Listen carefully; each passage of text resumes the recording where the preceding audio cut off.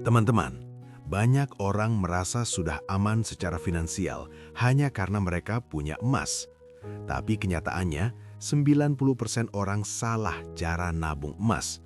Mereka beli emas, tapi tidak punya strategi. Mereka simpan emas, tapi tidak tahu tujuannya untuk apa.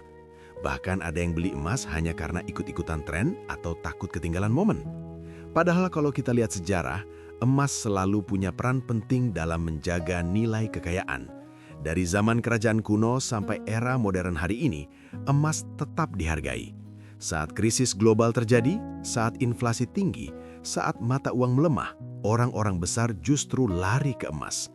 Lihat saja bagaimana bank sentral dunia seperti Bank Indonesia, Federal Reserve, dan People's Bank of China terus menambah cadangan emas mereka. Pertanyaannya, kalau institusi sebesar itu serius mengumpulkan emas, kenapa kita sebagai individu justru asal-asalan? Kesalahan pertama, nabung emas tanpa tujuan yang jelas. Banyak orang beli emas hanya karena katanya harga akan naik, tapi mereka tidak tahu emas itu untuk dana darurat, untuk dana pendidikan, untuk haji, atau untuk pensiun.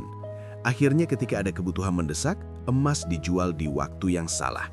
Rugi bukan karena harga emas turun, tapi karena tidak punya perencanaan. Kesalahan kedua, beli emas saat euforia tinggi. Ini sering sekali terjadi.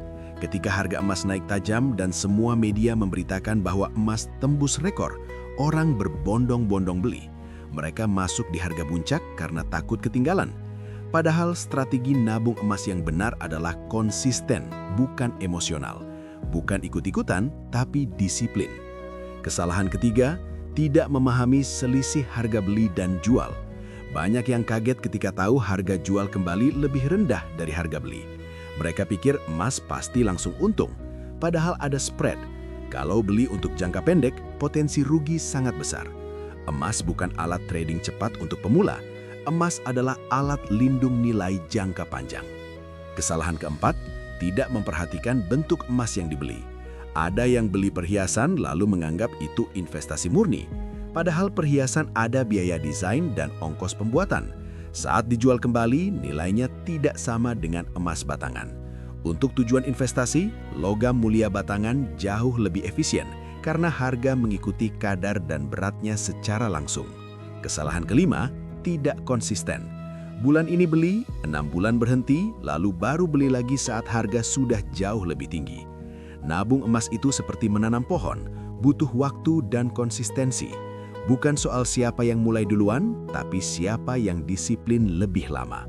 Sekarang coba kita pikirkan, kenapa banyak orang gagal merasakan manfaat emas? Karena mereka melihat emas sebagai jalan cepat kaya. Padahal emas itu pelindung kekayaan, bukan mesin pengganda instan. Kalau mindsetnya salah dari awal, hasilnya pasti mengecewakan. Bayangkan seseorang yang rutin menyisihkan sebagian penghasilannya setiap bulan untuk membeli logam mulia emas batangan. Tidak peduli harga naik atau turun, dia tetap disiplin. 5 tahun mungkin belum terasa, tapi 10 tahun, hasilnya bisa sangat berbeda dibanding orang yang hanya menyimpan uang tunai di rekening tanpa perlindungan nilai. Inflasi itu nyata, harga kebutuhan pokok naik dari tahun ke tahun. Uang yang kita simpan hari ini nilainya tidak sama 5 atau 10 tahun lagi. Disinilah emas berperan sebagai penjaga daya beli. Bukan untuk membuat kita kaya mendadak, tapi untuk memastikan nilai kerja keras kita tidak tergerus waktu. Dan di tengah video ini, saya mau ingatkan satu hal penting. Kalau kamu merasa konten seperti ini membuka wawasan dan bikin kamu lebih bijak dalam mengelola keuangan, tekan tombol subscribe sekarang juga. Karena di channel ini, kita bukan cuma bicara soal emas, tapi soal pola pikir finansial jangka panjang. Dengan subscribe, kamu tidak akan ketinggalan strategi-strategi penting yang bisa mengubah cara kamu memandang uang dan investasi. Sekarang kita lanjut lagi ke kesalahan berikutnya. Kesalahan keenam, menyimpan emas dengan cara yang tidak aman. Ada yang menyimpan di tempat sembarangan tanpa proteksi. Resiko kehilangan atau pencurian sangat nyata. Menabung emas bukan cuma soal beli, tapi juga soal penyimpanan. Bisa menggunakan berangkas pribadi atau layanan penyimpanan resmi agar lebih tenang. Kesalahan ketujuh, terlalu sering cek harga setiap hari. Ini membuat emosi tidak stabil. Ketika harga turun sedikit, langsung panik. Ketika naik sedikit, langsung euforia. Padahal kalau tujuan kita jangka panjang, fluktuasi harian itu tidak terlalu relevan. Fokus pada akumulasi, bukan pada drama grafik harian. Kesalahan ke-8, tidak memanfaatkan momentum penurunan harga. Banyak orang justru berhenti beli saat harga turun karena takut makin turun. Padahal dalam strategi jangka panjang, penurunan harga bisa jadi kesempatan menambah kepemilikan dengan harga lebih murah. Kesalahan ke-9, semua uang dimasukkan ke emas tanpa diversifikasi. Emas memang penting, tapi tetap harus proporsional. Jangan sampai kebutuhan likuid terganggu. Pastikan dana darurat tersedia dalam bentuk yang mudah dicairkan sebelum agresif mengoleksi emas. Kesalahan ke-10, tidak memulai sama sekali karena merasa nominalnya kecil. Ini yang paling fatal. Banyak yang berpikir harus menunggu punya uang besar dulu baru beli emas. Padahal sekarang sudah tersedia pecahan kecil yang sangat terjangkau.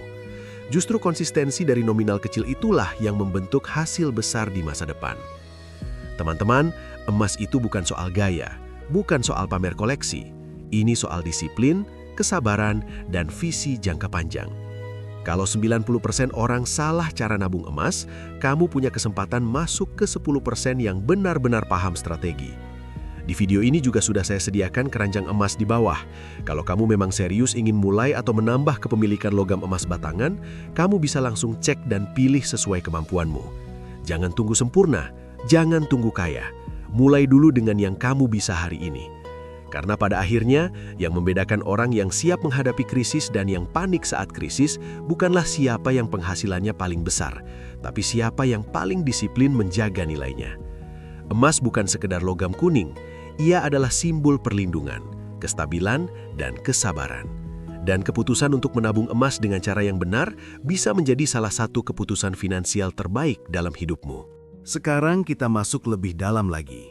Karena kalau tadi kita sudah bahas 10 kesalahan besar, di bagian ini kita akan bahas bagaimana cara yang benar supaya kamu benar-benar masuk ke 10% orang yang paham strategi nabung emas. Pertama, tentukan tujuan yang spesifik dan terukur. Jangan cuma bilang, saya mau nabung emas. Itu terlalu umum. Ubah jadi, saya mau kumpulkan 50 gram emas untuk dana pendidikan anak dalam 8 tahun. Atau, saya targetkan 100 gram untuk dana pensiun 15 tahun lagi. Ketika ada angka dan waktu yang jelas, kamu punya arah. Tanpa arah, kamu hanya berjalan tanpa peta.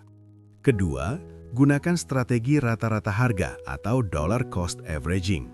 Artinya, kamu membeli emas secara rutin dengan nominal yang sama, misalnya setiap bulan. Saat harga tinggi, kamu dapat gram lebih sedikit. Saat harga turun, kamu dapat gram lebih banyak. Dalam jangka panjang, harga pembelianmu menjadi lebih stabil. Ini jauh lebih aman dibanding mencoba menebak kapan harga paling rendah dan paling tinggi.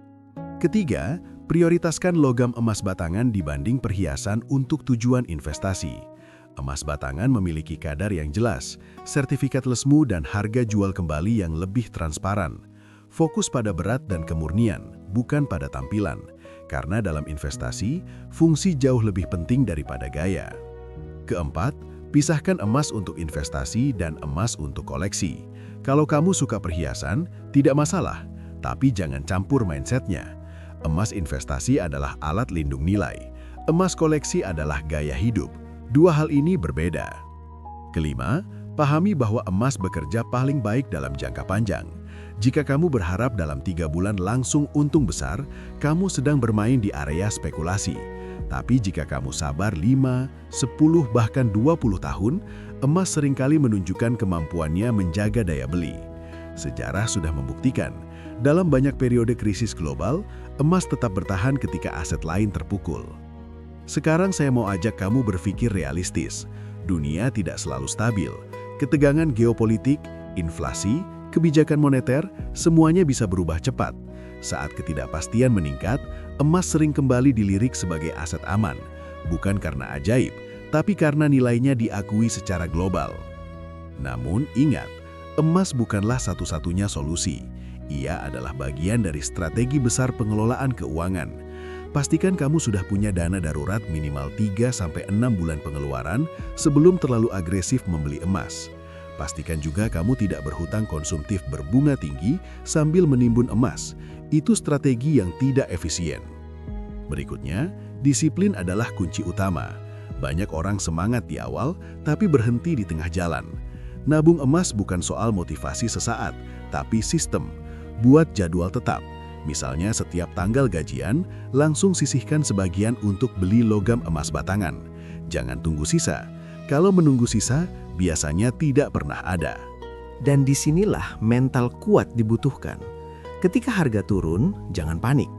Ketika harga naik tinggi, jangan serakah. Fokus pada tujuan awal. Orang yang berhasil bukan yang paling pintar menebak pasar, tapi yang paling konsisten menjalankan rencana. Sekarang bayangkan 10 tahun ke depan. Ada 2 orang dengan penghasilan yang mirip.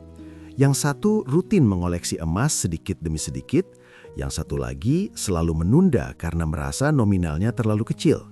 10 tahun berlalu, siapa yang lebih siap menghadapi kebutuhan besar? Jawabannya sudah jelas. Banyak yang bertanya, kapan waktu terbaik beli emas? Jawabannya sederhana. Waktu terbaik adalah saat kamu sudah siap secara finansial dan punya rencana jelas. Menunggu harga sempurna sering membuat orang tidak pernah mulai. Selain itu, penting juga membeli dari sumber yang terpercaya. Pastikan emas memiliki sertifikat resmi, kadar jelas, dan mudah dijual kembali. Likuiditas itu penting.